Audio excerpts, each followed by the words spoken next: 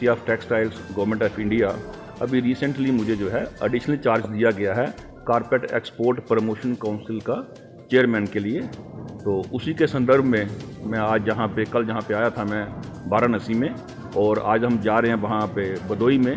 तो जो यूपी के स्टेट से मिर्ज़ापुर, भदोई या और जो बाकी क्लस्टर्स हैं, बाकी जो एरियाज़ हैं, जो कारपेट मैन्युफैक्चरर हैं, कारपेट एक्सपोर्टर्स हैं, उनसे आज शाम को 4 बजे हमारा एक जो है इंटरेक्शन है कि जो कारपेट इंडस्ट्री है उसके बारे में, जो कारपेट एक्सपोर्टर, कारपेट के जो हमारे मेंबर एक्सपोर्टर हैं कारपेट एक्सपोर्ट प्रमोशन काउंसिल के, उनके साथ हमारा एक इंटरेक्शन है आज इवनिंग में।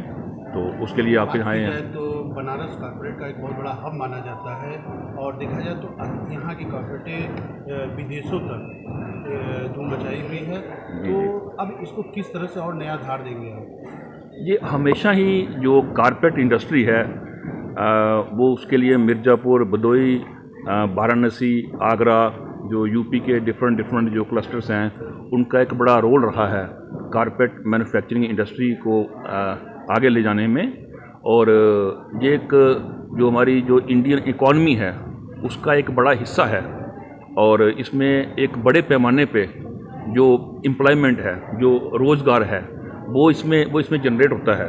तो इस इंडस्ट्री को, इस कारपेट सेक्टर को आगे ले जाने के लिए जो हमारी जो भी मौजूदा गवर्नमेंट है, उन्होंने कई सारी स्कीम्स जो उसमें, जैसे हमारा वाणिज्य मंत्रालय है, कॉमर्स मिनिस्ट्री है, या टेक्सटाइल मिनिस्ट्री है, या डीसी हैंडीक्राफ्ट्स हैं, तो उनकी तरफ से समय समय पे बहुत अच्छा प्रमोशन के लिए जो बहुत सारी इनकी स्कीम्स हैं जो आजकल चल रही हैं। सर, बात आपने बोला कि जैसे भदोई और गोपीगंज जैसे क्षेत्रों में है तो वहाँ कारपेट की जगत, लेकिन अभी भी बहुत से ऐसे मिले हैं जो बंद हैं, तो उसके लिए क्या स्कीम लेके आए हैं आप?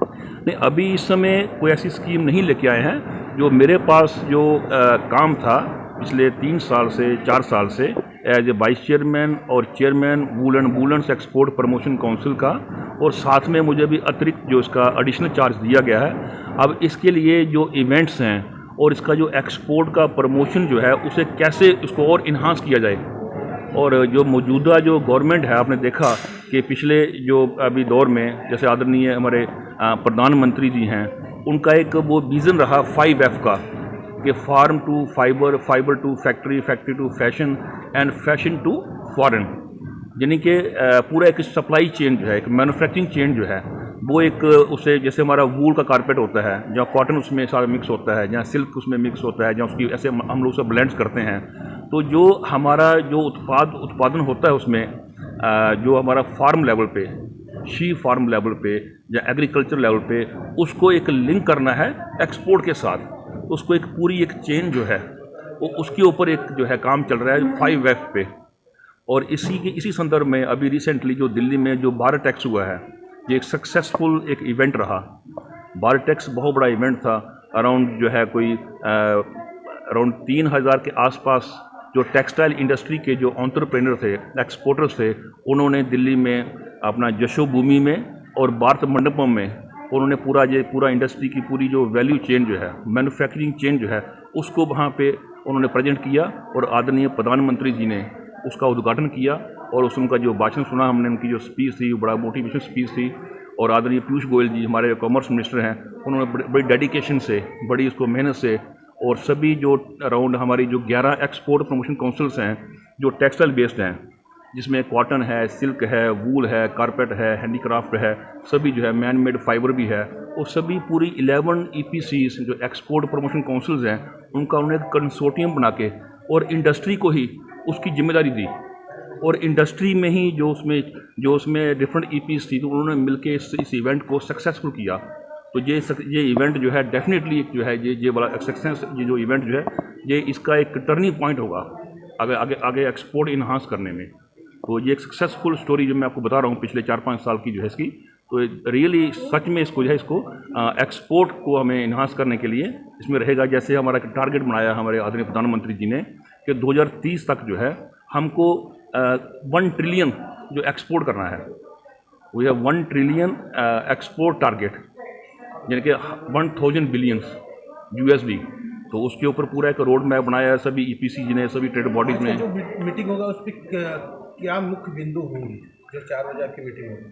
जो आज की जो मीटिंग जो है, आज की जो मीटिंग बात कर रहे हैं अब, आज जो एक इंटरेक्शन है यहाँ पे, क्योंकि मैंने भी नया इसका जो चार्ज लिया है, और जो कारपेट इंडस्ट्री का जो मेन हब है हमारे इंडिया में वो यूपी है, और यूपी में मिर्ज़ापुर, भदोही, बनारस, आगरा ये क्लस्टर्स हैं।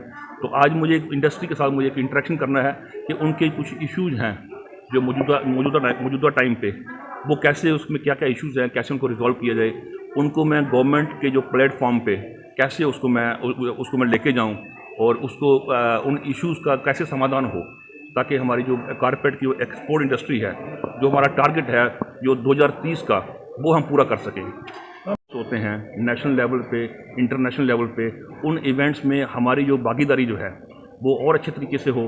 अभी जो पीछे जो है, अभी पिछले हफ्ते ही कुछ और स्कीम्स थी, कुछ और इंसेंटिव से उसको उन्होंने आगे एक्सटेंड किया है, जैसे आदरणीय पीयूष गोयल जी ने जो अनाउंसमेंट की थी पिछले हफ्ते जो है।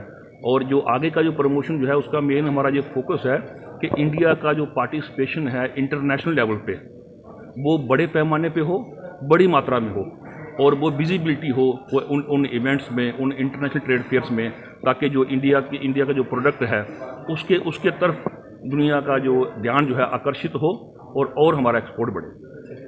देखिए, मैं सबसे पहले बाबा काशी विश्वनाथ जी के चरणों में प्रणाम करता हूं। मैं रणजीत केसरी, राष्ट्रीय अध्यक्ष, भारतीय औद्योगिक व्यापार एसोसिएशन। आज वाराणसी में बाबा काशी की नगरी में doctor Ramesh Khajuria ji CEPC government of India के चेयरमैन हैं, और आज वाराणसी में इनका आगमन हुआ है।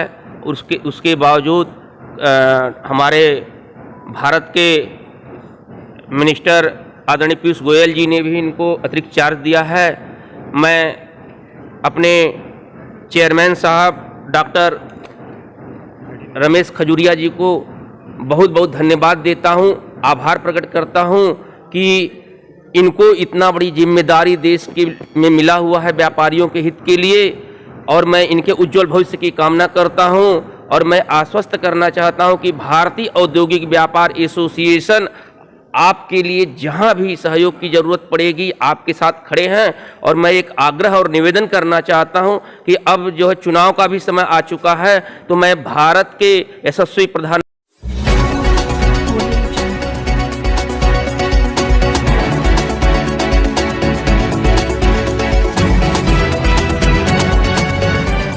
समाचार दर्शन।